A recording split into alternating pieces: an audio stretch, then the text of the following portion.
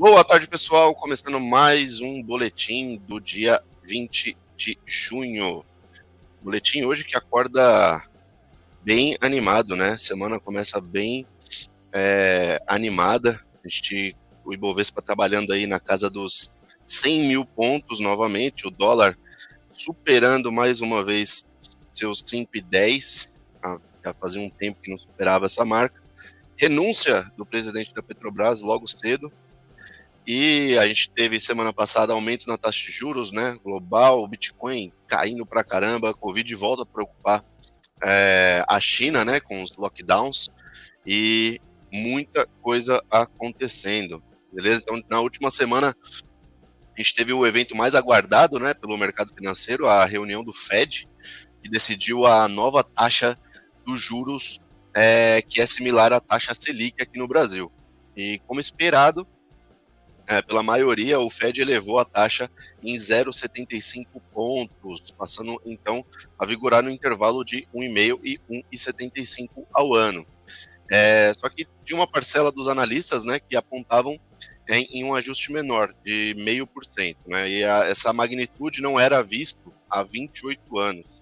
Por isso, isso demonstra o tamanho do problema que o Banco Central americano tem pela frente e a seriedade que ele passa a lidar com a crescente inflação do país, né? E nas esteiras das elevações de juros, essa semana também foi, a semana passada foi também a vez do Banco Central da Suíça elevar a sua taxa em 50 pontos, passando de menos 0,75% para menos 0,25% ao ano.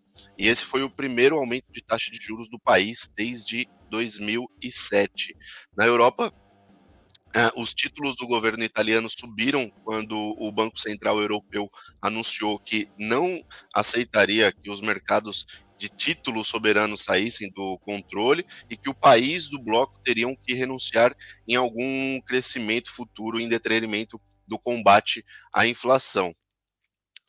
Os aumentos simultâneos de taxa de juros dos bancos centrais pelo mundo tem feito ecoar cada vez mais forte, né, a possibilidade de estarmos diante de uma recessão global. Recessão global que eu comentei com vocês aqui na semana anterior, né, explicando um pouquinho mais sobre como que daria início a uma recessão, o que basicamente seria a gente tem um aumento de juros muito grande para tentar combater essa inflação e, consequentemente, a gente vai direto ali no consumo. Então, o varejista começa a ter menos lucro, a gente começa a ter um baixo consumo da população como um todo, e isso impacta diretamente as empresas. As empresas têm menos lucro, com menos lucro acaba, infelizmente, aí tendo que diminuir a sua contratação, né, até mesmo demitir alguns funcionários. Isso vai diminuindo cada vez mais, fazendo com que a gente entre aí num ciclo de recessão. Impacta diretamente bolsa, né? Bolsa começa a ter um impacto negativo aí por conta disso. Então, as taxas de juros, onde a gente não tem nenhum tipo de risco ali, vamos se dizer assim, começa a ficar mais atrativos para os investidores que estão ali na renda variável, né? Então, você prefere correr um risco e não saber exatamente quanto que você vai ganhar, ou tá ali na renda fixa, basicamente com mais de 12% hoje, né, que a gente tem visto já está 13,25 a Selic, com probabilidade de aumentar mais um pouco, sem correr nenhum tipo de risco de oscilação, né? Obviamente que os investidores começam a passar mais dinheiro para renda fixa, tá? E isso dá-se início aí a um período de recessão, né? E indicadores divulgados na semana passada sugerem este destino. As vendas do varejo no mercado americano vieram abaixo do consenso, assim como os dados de produção industrial. Segundo os analistas, esses já é um sinal claro de um arrefecimento da economia americana, ou seja, por lá a gente tem esse movimento aí de recessão aí um pouco mais eminente, né? E para a XP Investimento, a inflação persistentemente alta, que faz com que o Fed suba os juros americanos para os níveis contracionistas, né, deve causar forte desaceleração na economia a partir do terceiro trimestre de 2022. Segundo o time da de economia da corretora, esta recessão deve perdurar entre o período de 2023 a 2024. E diante do risco iminente aí da recessão, os mercados financeiros não se sustentaram no campo positivo. O S&P 500, que já havia entrado ali no terreno de bull market na semana passada, caiu mais de 5% essa semana, na semana anterior. Dow Jones e Nasdaq caíram mais de 4% cada, né? E o receio da recessão abrupta fazem os investidores avessos a maiores riscos, né, buscarem um refúgio nos títulos de renda fixa. Foi exatamente isso que eu acabei de falar para vocês, né? E o Bitcoin? Bitcoin é a principal criptomoeda que já acumula perdas de mais de 50% este ano. E segundo os analistas, os impactos do aumento dos juros nas criptomoedas estão surpreendendo os investidores e trazendo imprevisibilidade quanto ao futuro da moeda. Isso é o que os analistas dizem, né? E vocês? O que vocês acham aí do futuro do Bitcoin? Eu, particularmente, eu acho que ainda tem muito futuro, né? Talvez a gente esteja entrando ali num período onde até os mais comprados, né, no Bitcoin, vamos dizer assim, até os que mais defendem o Bitcoin estejam vendendo nesse momento, porque não aguentam essas quedas muito grandes. Eu acredito ainda sim que estamos num período desse, que talvez é só um período, né? De novo, é só uma opinião, não sei. O que vocês acham? Deixa aí no comentário para eu saber.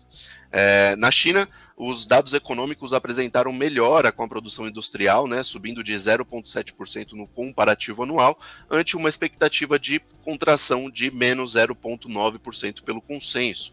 Além disso, as vendas no varejo caíram de menos 6,7% e o esperado era a queda de menos 7,1%. Embora os números tenham vindo melhores do que a expectativa do mercado, os crescentes casos de Covid voltam a preocupar com a possibilidade de que o governo realizar novos lockdowns e outras medidas como o atraso no retorno às aulas, né? E no Brasil, a gente teve o nosso Copom na quarta também, né? O Copom que a quarta-feira que foi apelidada ali como super quarta, né, onde a gente tem Copom e Fed tudo junto, que trouxe bastante volatilidade para o mercado. A gente teve nosso aumento ali de meio ponto, né? Depois de várias altas ali de 1%, praticamente 1 ponto percentual em cada reunião. Hoje a gente teve, na semana passada a gente teve uma alta de 0,5%, elevando a nossa taxa Selic para 13,25 ao ano, que é o que eu estava comentando antes aqui. Todo e qualquer investimento que renda ali pelo menos 100% do CDI passa a render 13,15 mais ou menos ao ano, né? O que já daria praticamente 1% ao mês, isso dando aquele cenário onde o investidor mais avesso ao risco, né? O cara que tem mais medo ao risco, tirar dinheiro praticamente ali